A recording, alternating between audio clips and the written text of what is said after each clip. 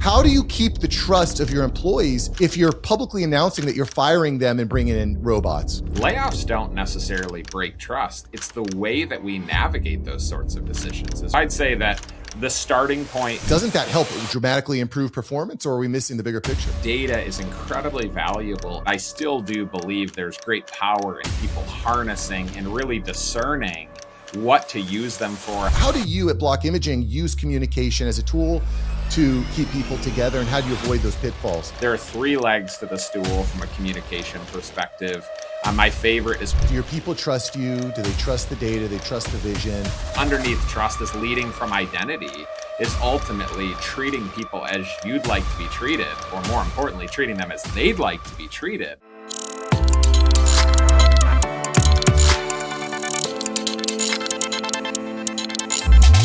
All right, we've got Josh Block in the house, president of Block Imaging and author of People Matter at Work. Josh, welcome. Thank you so much for having me. It's good to be with you, Mark. Yeah, you as well. Josh, we have an interesting trend that's manifesting across the world, which is CEO pay. Amazon CEO Doug McMillon, $27 million annual.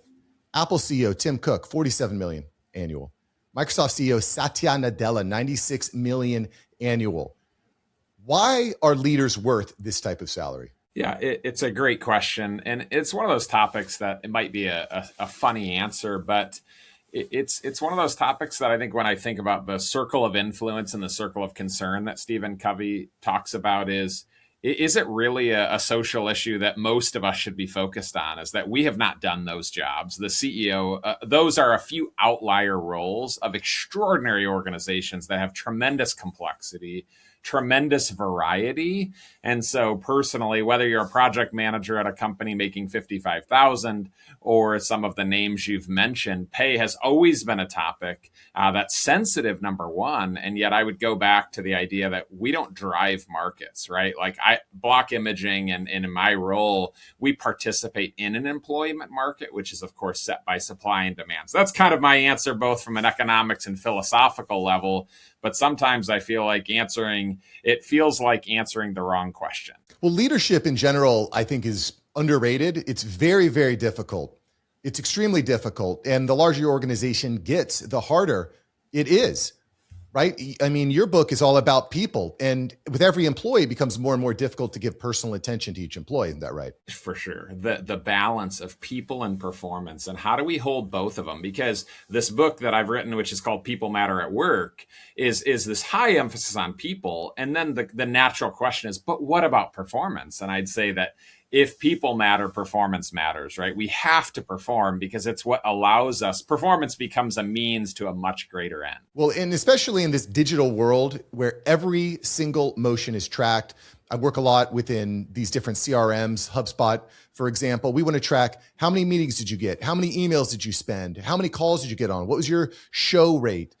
Just on and on and on. How many coupon codes? Like, how many offers did you make? Now we're using AI software to track every single call so that we can scrutinize and coach and look at every single call. Doesn't that help dramatically improve performance, or are we missing the bigger picture? KPIs are certainly, data is incredibly valuable, and a team who owns that data, right? The importance of interpreting and casting vision or even deciding what is the type of data that we're after. So it's all of this is incredibly important in terms of the technological tools. And yet I still do believe there's great power in people harnessing and really discerning what to use them for, how to pull out, and then ultimately, what are our goals and what's the vision given where we are today and where we'd like to be in the future? Can you share because this is an interesting topic, right? And I agree. I like telling someone this is specifically how you're being graded, how you're being rated, how you're being compensated. And some people tend to respond well to that. I had one SDR I was working with who said, I want to see how many deals you can set up in a week. That's what we're watching. And lo and behold, he started making a ton more deals. And then a sales guy said, hey, we're going to track how quickly you're responding to your leads that come in. And the problem was that's all he focused on, and he dropped everything else. Sure. Sure. Have you had this problem also? Well, for us, we have lag measures, we have lead measures, and then we have leaning measures, right? And so starting with the end in mind is crucial as we're after 6 million in revenue, or we're after 20 million in new contracts, or whatever that target is actually inviting people. The thing that I talk about is the we cycle shifts from renters to owners, is we actually have people who start with the end in mind and then work backwards. And for me, I'm really inviting people. I like to lead leaders, not lead followers. And so actually inviting people into the destination and chewing together on what are the activities that will lead to those results is very different than having something in my mind, telling people how they're going to get there. It's just a very different style of leadership that I'm familiar with. Leading leaders, to me, is how we scale this any enterprise. But one of the problems that I've run into in mid-sized businesses doing 3 to 10 million ARR is that oftentimes employees that are with the team or contracts being with the team came up having a direct line of communication with the CEO or with the primary leader.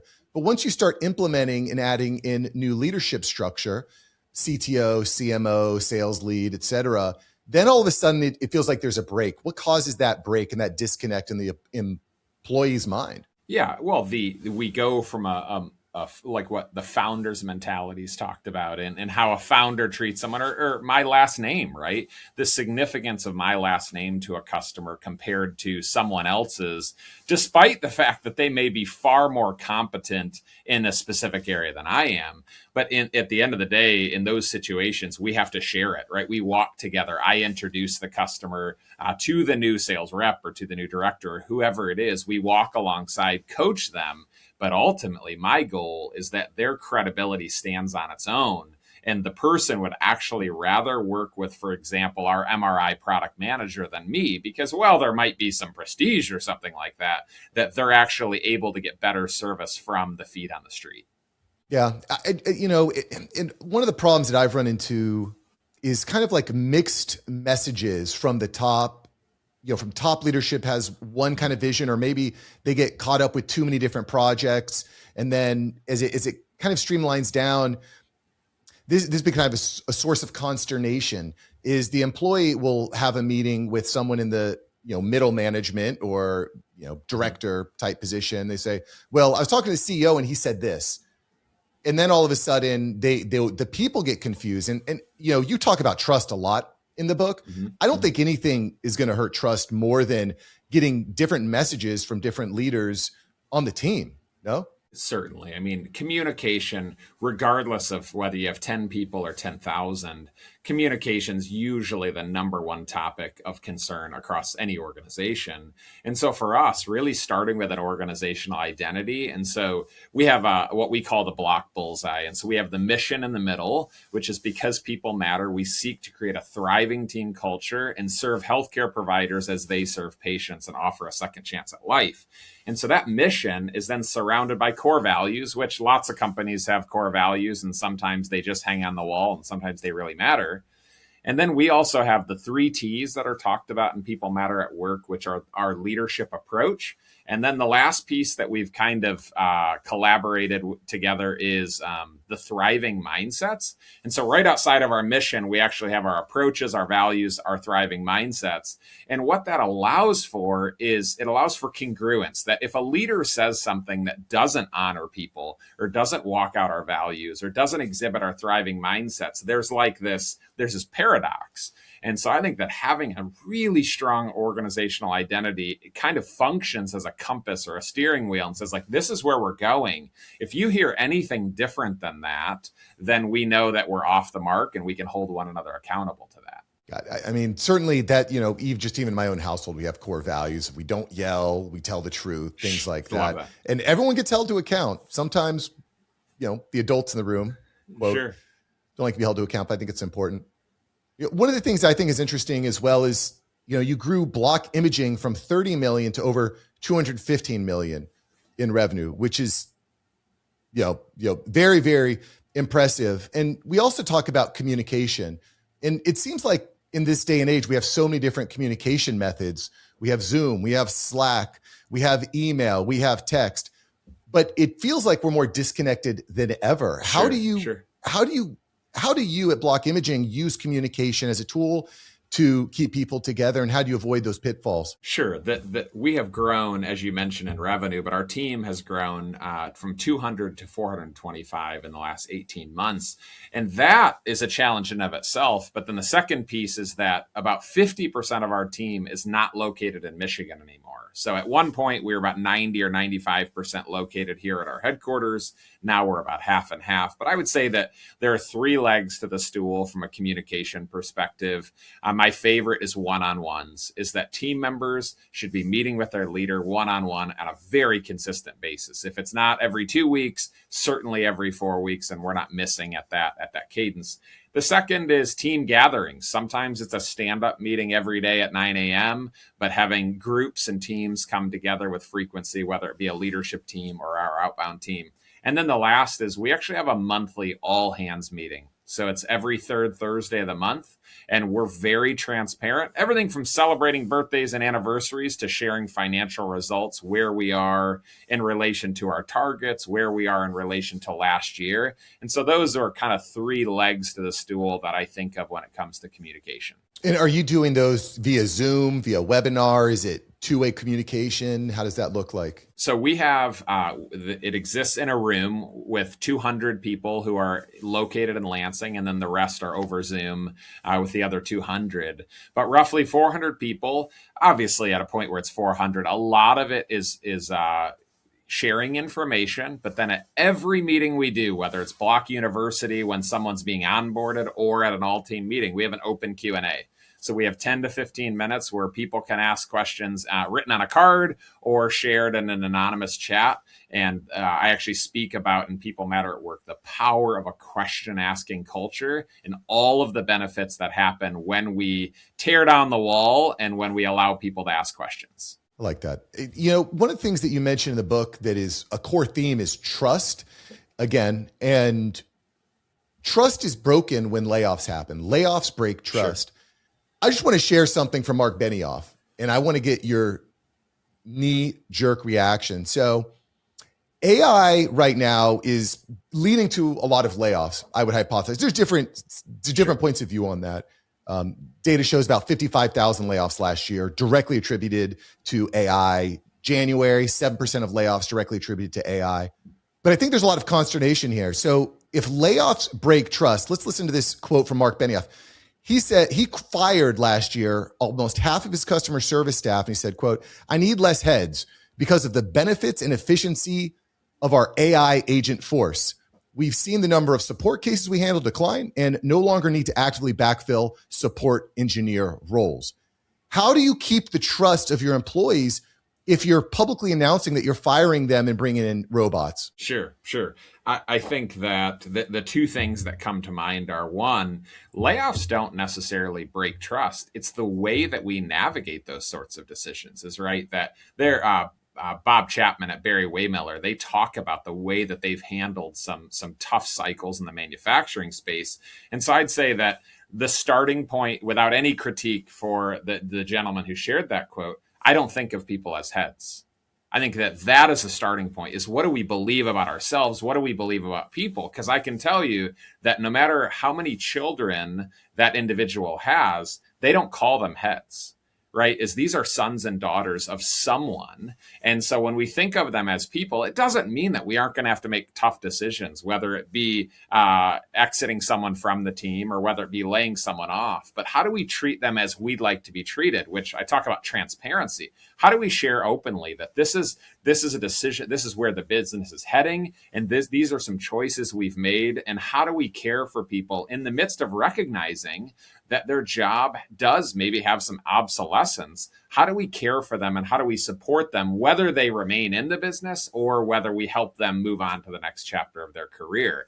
That language is just entirely different. When I say people matter, we're not talking about heads and, of course, headcount and FTEs. Those are important pieces of business. But I think what underlies it all is recognizing that people matter more. And as we chase after performance, how do we care for and articulate be transparent to the people who have helped us get to this point. It's just an interesting day and age that we're living in, because that sounds good, but everything now feels data driven, AI driven, innovation driven. And it seems like there's this space race, and if you don't finish first, you finish last, it feels like. Yeah, it's one way of looking at it. And I would just say that most people with the right information are reasonable. That my hope is that when I make a decision and I articulate to the team, that a huge majority of the people would respond and say, I'd have made that decision if I was in his shoes, or if I had this information. I understand where he's coming from. And there are other people who would say, I just wouldn't call them heads. I wouldn't think of them in that way. And so, well, the data is important, and well, AI is important, and well, there are roles that become obsolete. This is not new. That there used to be 150 people shoveling, and today a caterpillar does that work in 3 hours. So let's not act like sometimes the danger of well, we have never seen anything like this before. We have the automobile in a way that we didn't have the automobile 100 years ago. And so I think that sometimes we can think we're facing new problems, and then we can kind of use it as an excuse to just care for ourselves, rather than sitting down and saying, hey team, we used to have 10,000 customer inquiries or service issues. Now we have 1,000, and we need to decide what to do as a business to continue to scale and to grow performance and to increase profitability. And yet we also want to care for our people, because that's central to who we are. So anyway, that's a little bit of a rant, but I just think that it's a different way of looking at people and problems. Yeah. Well, and I think in this social media world, people tend to maybe get riled up. I mean, I'll just give you another example from last month. The Washington Post announced that it had lost $100 million in the previous year, and they were going to lay off 1/3 of their staff. And it seemed like the internet was angry that the Washington Post was laying people off, saying, well, Jeff Bezos makes a lot of money. Why can't he just pay the staff the same? It's like, well, we just lost $100 million. Sure. Some things need to change. Yeah, and again, having that conversation, not everyone's going to deduce the same thing. It's possible that the vision should be different, and that after losing $100 million, we should hire 200 more people to grow the business. I don't know the specifics of that, but everybody's going to look at losing $100 million differently. But I think when we can bring people in and we can share with them that it's not sustainable to lose money, right? You cannot lose money in a business consistently any more than you can lose blood in a human body. And right, eventually that comes at a real cost and ultimately leads to death. And so when we talk openly about that, and not only, hey, we've decided to reduce our staff by this many, we're apologetic. We're going to give you exit pathways to allow you to then transition to an organization that isn't losing $100 million. And also that the people who are remaining and guiding the Washington Post in this example are going to seek to get this business profitable, so that maybe we hire people again, or at least we are on a pathway with some level of sustainability. Yeah, no, I'm with you there. And again, it sounds like it all comes down to trust. Do your people trust you? Do they trust the data? Do they trust the vision? And I think that's where, at its core, I know if my kids love me, if my kids know that I love them, they're going to be much more open to the constructive criticism. And it really, underneath trust, I think that the word trust, even, which has a lot of definitions to it, is, would you look out for my best interest? If I wasn't in the room and I knew you were making a decision that affected my future, would I trust that you would look out for me? And so that's really what comes to mind. Underneath trust is leading from identity, is ultimately treating people as you'd like to be treated, or more importantly, treating them as they'd like to be treated. We sometimes overcomplicate, like, how would you feel and what would you like if you were the person who was going to be exited because of loss of revenue? No one is going to say, you're losing $100 million, you should just keep me on forever, or at least nobody reasonable. But how would you like to be treated through that valley of a season of life? Sure. Well said. Well said. Well, listen, boys and girls, we've been speaking to Josh Block. He's the author of People Matter at Work. Listen, he brought his company from 30 million to over 215. So he's learned a few things, A, and B, as you've heard here today, we're going through a very strange time in human history. And a lot of people, I remember I was at the Vault conference with Patrick Bet-David a couple of years ago, and he had a question at that time. He said, how many of you are concerned about AI and your role in the workforce? Every single hand went up. Every single one. It's going to come down to leaders and making people feel like they matter to solve that problem, I think. Would you agree with that, Josh? Yeah, it does. I think of a situation as you're sharing about that Patrick Bet-David situation is there was a time a few years ago where the big concern was there were not enough radiologists in the world. And they were not being enough produced to view the images across the radiology space. And now AI has actually solved that problem for us. That instead of the doom and gloom of layoffs, we actually have a situation where it has helped solve a labor crisis. And so, yeah, I think that the care that we exhibit for people is really significant, even in the midst of technology creating obsolescence in some roles. There will be new opportunities. And I think it's up to the leaders to create and guide, as you've mentioned. Really good. Absolutely. Really good. All right, everyone, thanks for joining the show. Make sure you check out Josh Block. He's all over LinkedIn, and his new book, you can get now, People Matter at Work, because we do. Thanks so much for having me.